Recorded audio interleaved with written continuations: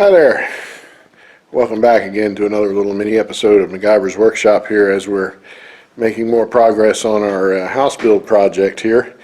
And it's really exciting when you, and maddening at the same time, because you get to where you're doing all the little nitnoid detail things that just drive you crazy because they take so long to do. But at the same time, though, it's nice to see when you get a bunch of it done. So let's take a walk around here and show you what we got here. Okay, so first off, of course I got this wire hanging loose here, but we're going to change that out and do something a little better with that, because I decided I didn't like that. But right there we made us a little box for the dryer vent.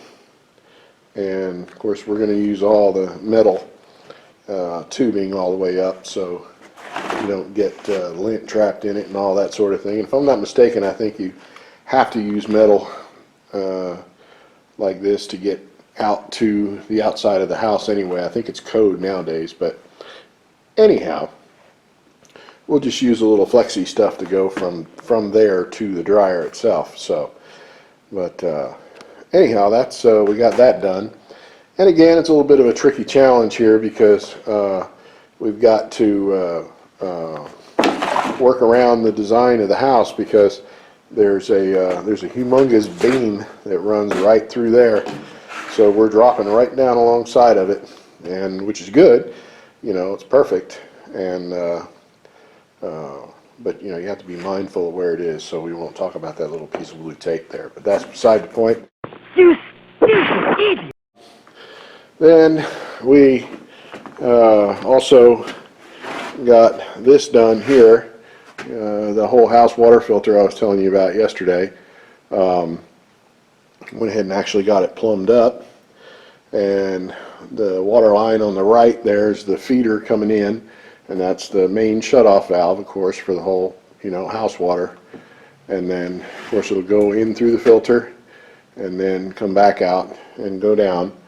And I stand corrected on this because yesterday, I think I said this thing was like $70 or $80.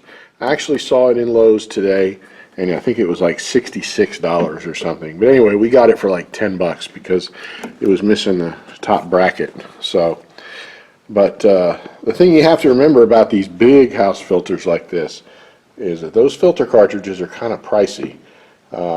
That carbon one, which you know, kind of takes a little edge off with the chlorine and all that, and of course it gets all the sediment, is it's like $29. So, but then of course, you know, we keep our always keep this handy. These things are easy to get lost, but that's how you unscrew the bowl there to get the filter off. And then I'll MacGyver up some kind of little hoop thing, you know, where I can have a little bucket under here. So when you unscrew that, if you accidentally spill any water or something, it won't get anywhere. But and then I went and got my three out of 4 short bolts. There's another thing you have to be careful about when you go to Lowe's and you grab a bunch of bolts out of the bin. The fourth one, I didn't pay attention. That's a 3/8 instead of a 5/16. It won't go down in there. So next trip to Lowe's, I'll have to pick another one up for, what, a nickel or something. And then we've got our plumbing for the water heater, and we've got that coming up out of the floor. And this one will be the cold water in, and then this one will be the hot water out. And the reason I have that way is because with this, it'll come over here to the water heater, and there'll be a check valve, because remember we have our de-superheater on the geothermal.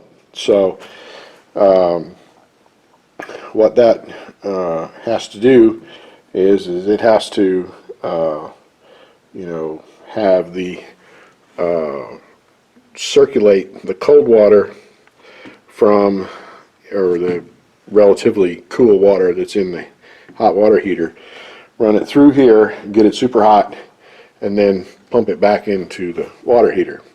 So, but we'll have to put a check valve on there because we don't want it backflowing through to the cold water line. So anyway, there's a couple, 3 different ways you can do it. You can also tap off the side of the tank where you take your water out of the bottom, pull it out of there, run it through the de-superheater, and then pump it into the top of the tank. You can do it that way too. There's a whole bunch of different ways. I just have to look at my water heater and see how it's configured and how we're going to end up doing it. But either way, so we got all that done, and then I say I got it, so where everything's, nice and sturdy, nothing's flopping around or anything like that. And we'll eventually paint all this up and make it all nice and pretty. And so, it's another afternoon's worth of work there. And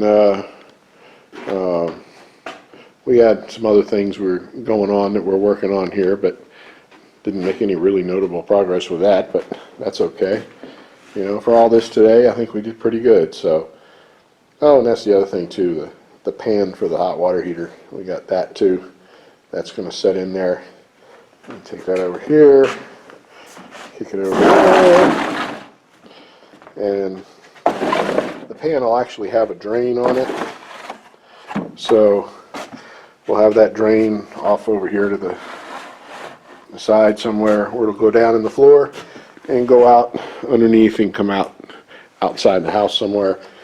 So should the water heater spring a leak, then it won't get all over your floor.